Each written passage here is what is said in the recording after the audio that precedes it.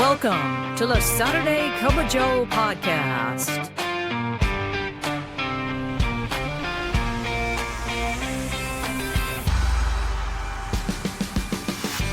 This podcast is dedicated to EAS employees of the U.S. Postal Service and members of the National Association of Postal Supervisors. So, pour yourself a cup of coffee and join us for today's episode. And now, here's your host, Robert Wakefield. Good morning, Branch 32, and good morning, Naps family, wherever you're listening. Welcome to the Saturday Cup of Joe podcast. It's presented by the Nashville Post Office Credit Union. I am your host and president of Branch 32. My name is Robert Wakefield. Thank you. Thank you very, very much. Oh my goodness, we got a great show lined up for you, so let's go ahead and pour that first cup.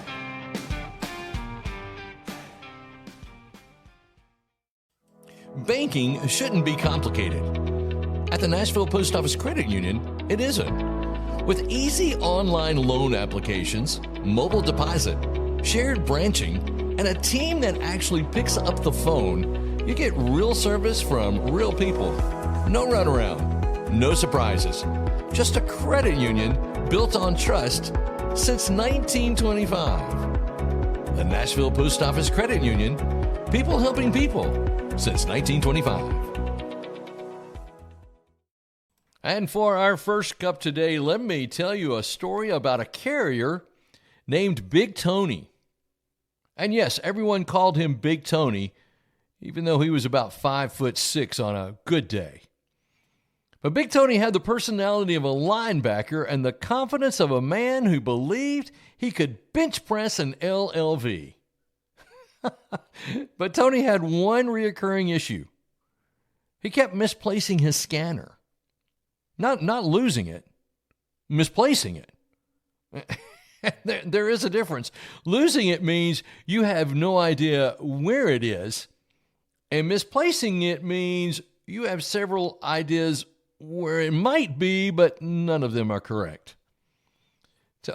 Tony's scanner has been found in all kinds of places. On the LLV bumper, on the top of a collection box. Somehow it got in the back of a collection truck one time. But they tell me this is true. I don't know if it is, but they tell me it's true. One time, they found it in the freezer next to the ice cream sandwiches. And to this day, nobody knows how that happened. Tony blamed the universe, and the universe declined to comment. So after coaching and mentoring and a shared responsibility plan, Tony was doing better. Well, mostly. But the turning point came one morning when his supervisor walked by and noticed Tony had clipped to his scanner a bright neon lanyard. And on that lanyard, it had these words: "If found, return to Tony. He is trying his best." Well, the supervisor saw that and just lost it, thought it was hilarious. And he leaned into the case and he said, "Tony, that is the most consistent I've ever seen you with that scanner. Whatever you're doing, keep it up." Well, Tony lit up like a Christmas tree. And here's the funny part. From that day forward, Tony never misplaced a scanner again. Not once. And why? Because someone noticed the effort and reinforced it.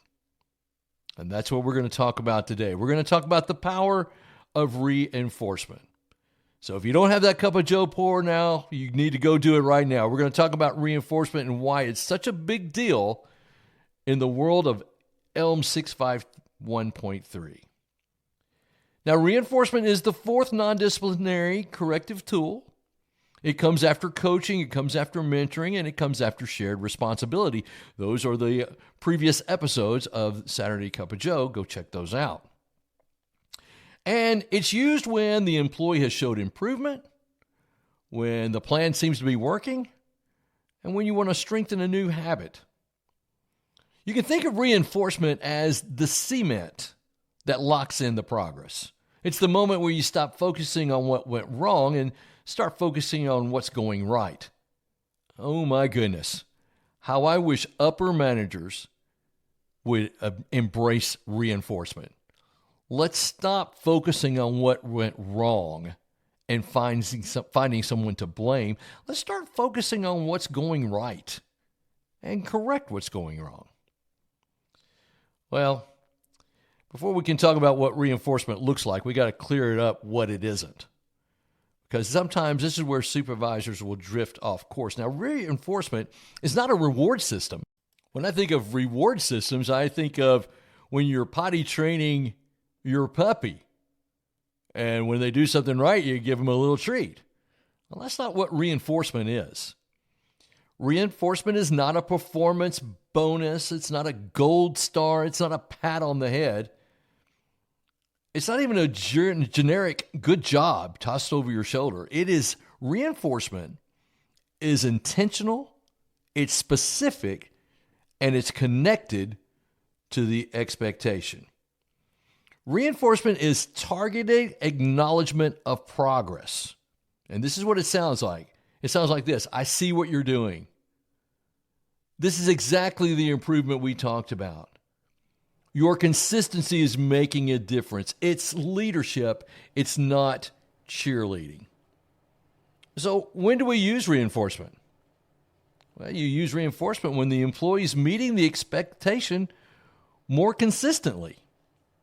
That the shared responsibility that you talked about earlier is working.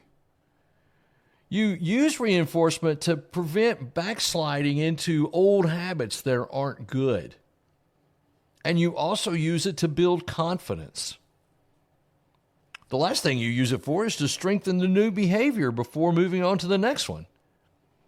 Reinforcement is the moment where you say, you're doing it, keep going. It's the leadership equivalent of tapping the brakes gently just to keep the car steady, not slamming on them or speeding up. You're just guiding the momentum is all you're doing. And the beauty of the reinforcement, it doesn't take long. It doesn't require a meeting, and it requires no paperwork whatsoever. So let's talk about reinforcement, how it actually looks like in practice, because this is where supervisors, I think, can make the biggest impact with the smallest investment of time. When we think of reinforcement, this is how effective reinforcement looks like.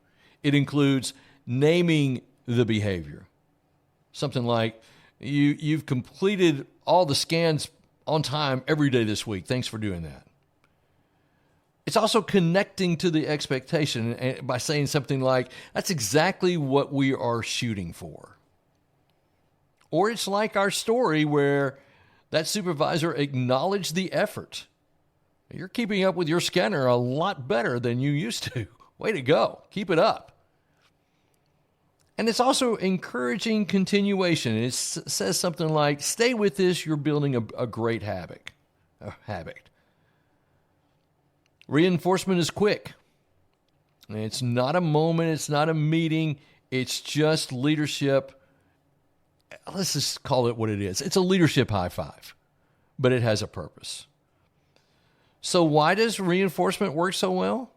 Well, there's some psychology behind that. This is some things that I read. People repeat what gets recognized. Reinforcement will build their confidence. It strengthens habits, reduces backsliding. I think the big thing is it shows respect. And reinforcement is the difference between temporary improvement and lasting change.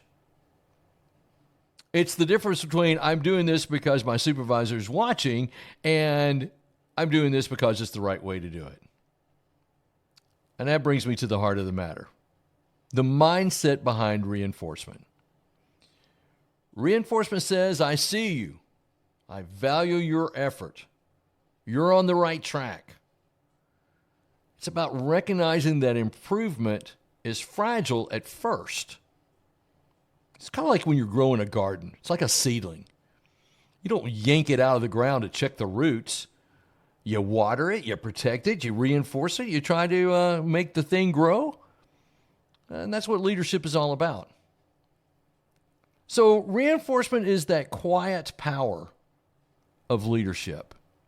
It doesn't shout, doesn't threaten, doesn't demand, but it transforms workplaces one moment of recognition at a time. And sometimes it can even keep a scanner out of the freezer. I hope that every EAS that hears this podcast will use reinforcement as the tool it's designed to be. Okay, that's going to do it for the first cup. Let's go ahead and pour that second cup. Since 1925, the Nashville Post Office Credit Union has been right here in Middle Tennessee, serving postal employees, their families, and our community with honest banking you can count on.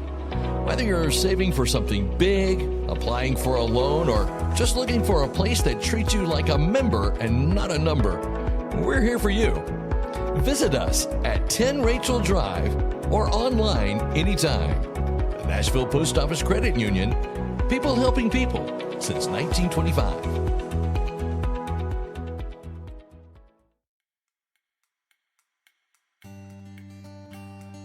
And for our second cup today, I want to wish all mothers out there a happy Mother's Day. Yeah, tomorrow will be Mother's Day, and to all of our NAPS and EAS members that are moms, thank you for all that you do. Thank you for everything that you sacrifice to make the home what it is. And what I wanted to do for the second cup is I wanted to read a poem called God's Masterpiece. And it's by Herbert Farnham. So here we go. God took the fragrance of a flower, the majesty of a tree, the gentleness of morning dew, the calm of a quiet sea, the beauty of the twilight hour, the soul of a starry night, the laughter of a rippling brook, the grace of a bird in flight. Then God fashioned from these things a creation like no other. And when his masterpiece was through, he called it simply Mother. That's really good.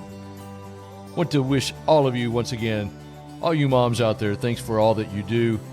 And it's just a great thing to be a mom. And we all came from mothers. Just thought I'd point that out. Father's Day is coming up soon, so get those gifts ready. No, I'm kidding. But happy Mother's Day to all the mothers out there, especially those that are in NAPS. It's great that you are listening. And that's going to do it for today's Saturday Cup of Joe podcast, presented by the Nashville Post Office Credit Union. Now, you know what to do. I've asked you many, many times to give me some feedback. And that happens every now and then. So you can go to SaturdayCupOfJoe@gmail.com and send me an email. Or go to napsbranch32.org. And at the bottom right-hand side, you'll see there is a chat feature. You can go in there and write your questions there. I'm the one that gets those. So be sure to do that. Let me know what branch you're listening from. And again, happy Mother's Day to all you mothers out there. And that's going to do it for today's episode. And remember, every great weekend starts with a great cup of Joe. We'll see you next time. Thank you for tuning in to the Saturday Cup of Joe podcast. Please note that the views and opinions expressed in this podcast are solely those of Robert Wakefield and do not necessarily reflect the views of the National Association of Postal Supervisors. We welcome your questions and comments, so send those to SaturdayCupOfJoe@gmail.com.